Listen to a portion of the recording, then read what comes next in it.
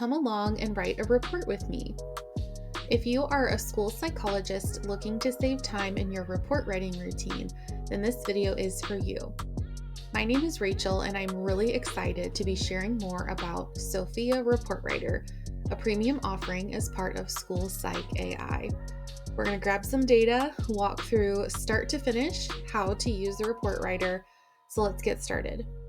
If you are not already at your computer, pause the video, go grab it because you are going to want to follow along as we write a report together.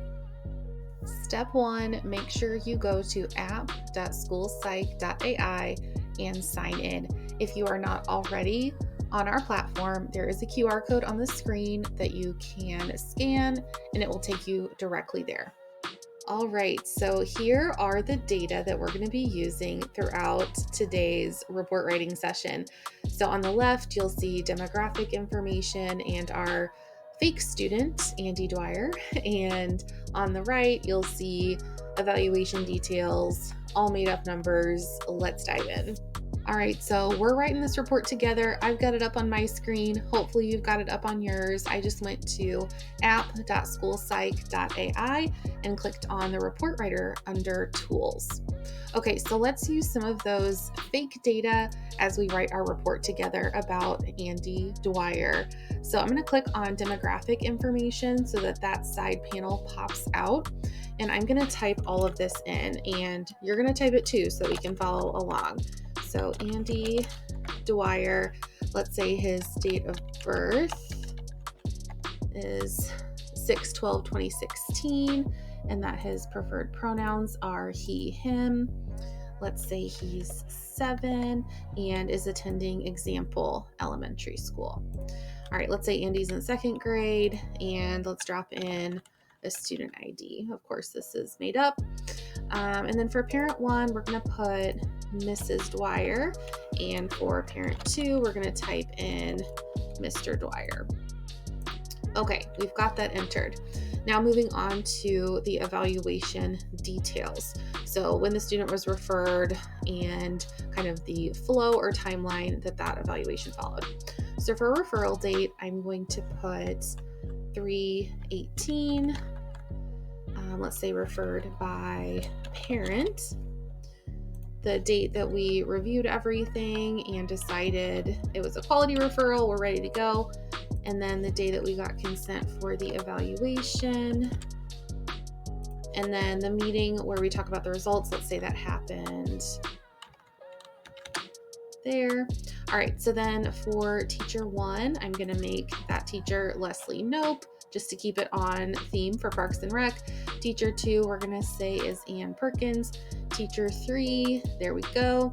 All right, and then for school psych, you're going to put your name. So I'm going to put my name, and you're going to type your name. All right, we can click on update values, and everything will populate. Okay, so now that we've entered our demographic information and evaluation details, we can close out of that side panel. Now let's start with the other parts of the report.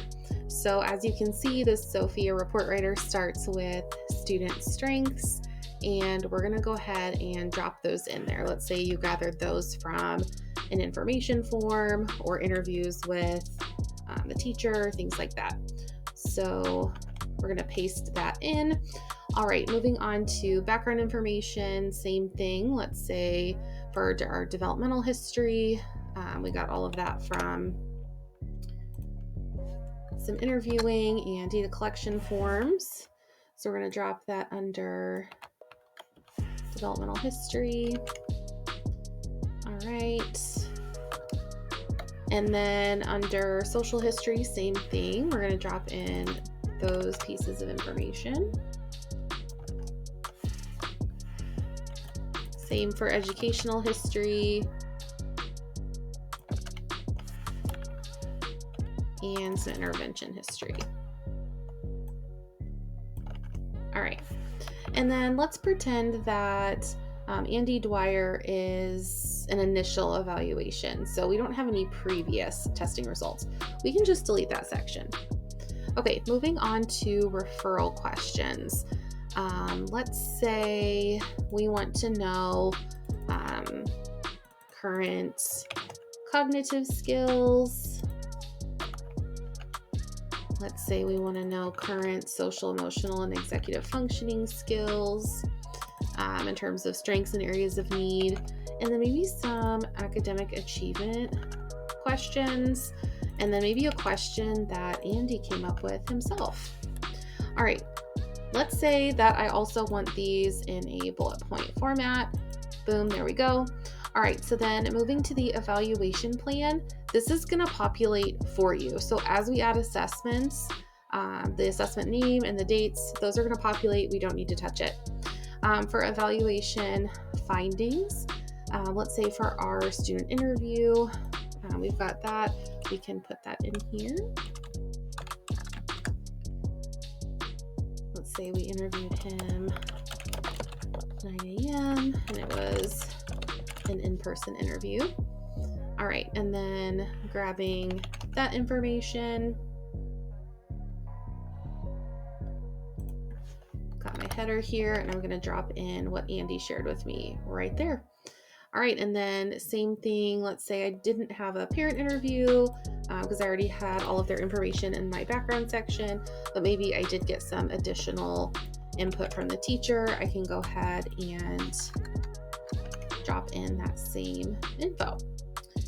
All right, and then let's put a date on that as well. Maybe it was the same day. And this one doesn't have a time because it was a questionnaire, interview form. Okay. And then moving along to observations, we're just going to drop in some pretend observations. Maybe this was during a classroom observation. So we'll put that pretend day and time in here.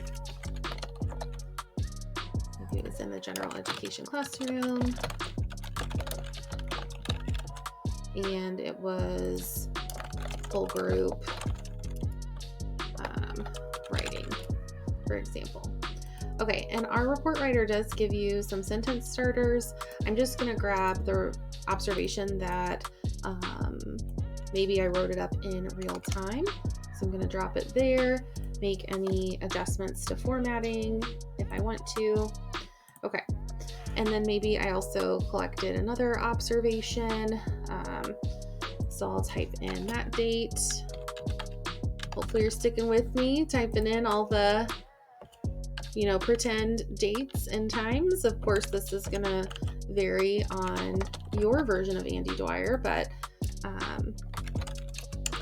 you'll get the idea as long as you follow along. Okay. And then maybe this one was small group reading instruction. And same thing, I'm going to grab that observation. If I was really on top of it, I probably wrote it in real time. All right, perfect. That's done. And then let's say that's all the observations I did in the different settings. And then for testing observations, again, there are some sentence starters that are in gray. So visually, hey, this is something that I need to individualize to that student. I'm going to take it out and grab my own testing observations. Boom. Okay. So now we've got all the background, all of the information from the review ready to go. So the next step is entering some assessment data. So let's start with maybe the cognitive assessment that Andy participated in. So for this one, let's say I gave Andy the whisk. If I gave him a different cognitive assessment, of course, I could scroll through all of the different assessment templates that are now part of School Psych AI, but the one I need is right up at the top. So I'm going to click on whisk, and then you will see that side panel pops out again. And let's pretend that I gave this a while back, maybe on this day. Okay, and we're going to add some of his scores. So let's say verbal comprehension was pretty age appropriate. Let's say visual spatial was like a super strength. All right. And then Maybe fluid reasoning was pretty solid as well. And working memory, maybe that was a little bit on the lower end of average. Okay. And then for processing speed, maybe that was pretty on point. And then the overall on the higher end. Okay. So then we'll just click on add to report. You'll see this green checkbox, which means it's been added, it's in there. If for some reason you would need to go back and make a change, there is a pencil icon right here that you could do that, but mine's good to go. So I'm going to close out of the side panel and come back to my report. And I'm scrolling down, and as you can see, our evaluation plan populated the whisk and the day that we gave it. So that's perfect. I'm going to keep scrolling down through my findings. And now we see that the whisk is ready for us to review and personalize it to Andy. And you might notice that there are some fields that need updating. So all you would need to do is hop back to demographic information, click on update values, close out, and those will be updated for you. All right, so I've got the test purpose and description. I've got the different score ranges. Perfect. Okay, and then for me, I need to tweak this to make it individualized to Andy. So there weren't any variations from standardization, so I'm going to take this part out. And then for test results, you can see we've got the name of the test, what Andy was asked to do, what the different indices are measuring in terms of his abilities related to cognition, the score, it's giving us our national percentile rank, it's giving us the interpretation in a color-coded format. I just love how beautiful these tables are. Okay, and then I can see test interpretation. So it's saying I've got details about his strengths and current areas for growth that are noted below. And it gives me accurate, parent-friendly descriptions. And let's say for visual spatial, we wanted to make some additional notes, not only to individualize it to Andy, but also because visual spatial was an area of super strength. So maybe we asked Sophia to give us some examples on how can we leverage Andy's cognitive strengths. So maybe I went over to conversations, got some ideas, and we can kind of drop those in here as well. So I'm going to hit the bullet points and type some things in. So maybe Andy may benefit from visual aids and spatial organization and learning to read. Okay. And then if I wanted to add other details, I could do that. All right, so then moving right along to the next assessment, let's say we also gave a brief because we were curious about executive functioning. So I'll hop over to assessments. We'll click on the brief, just right here. All right, and we're gonna put maybe the last day that we received them. So maybe it was that day. Okay, and then for all of the different info, let's say we got parent 1 rating scale back, and I'll just type in some data. You can follow along, enter your own numbers, all good. Just to show you what this looks like, we'll put some numbers in here. All right, and then for classroom teacher, we'll type this one in as well.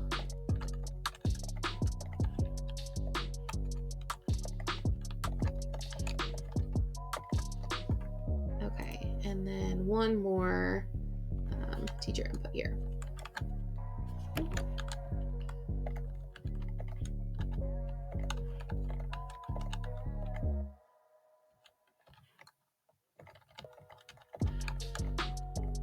All right, and then we'll click on add to report. Same thing, we'll see that green check saying it's in the report, ready for us to review. We can close out of the side panel. And then after the whisk, our next assessment will be there. We've already told Sophia who these people are, so I'm going to jump back to demographic information and click on update values, close out, and now I can see who all was able to fill this out. I'm going to edit, of course. I got one parent rating scale back, and then maybe 2 out of my 3 teachers. Okay, so I'm customizing it, making it accurate and unique to Andy Dwyer. All right, and then I'm looking at all of the different validity measures. These default to acceptable, so I'm going to double check on my score reports that they are, and let's say that they are good.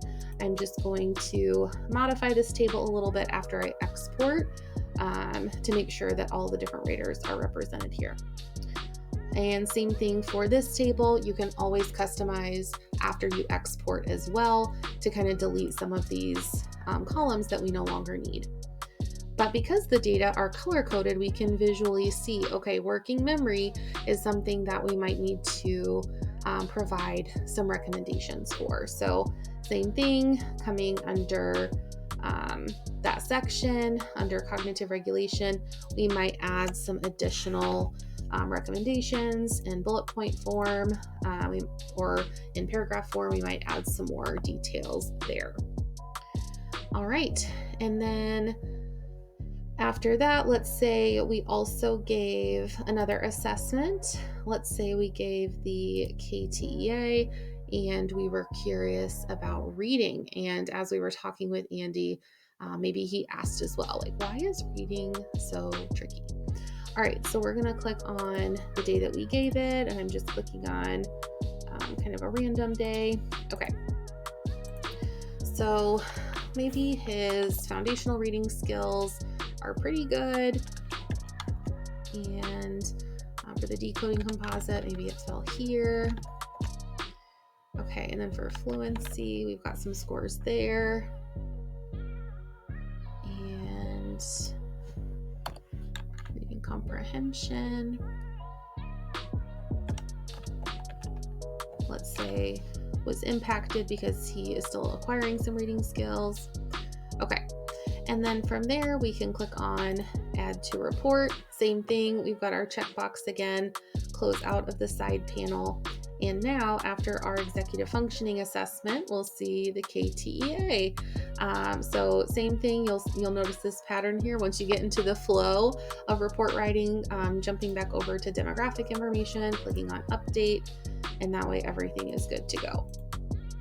All right, same thing, I'm going to individualize this, take out what I don't need, add in some additional information, and go from there.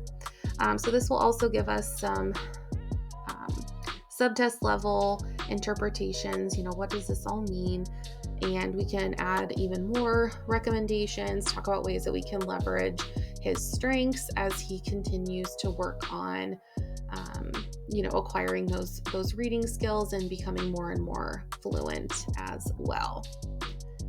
All right, so let's say we're at the point where we're ready to type in our summary.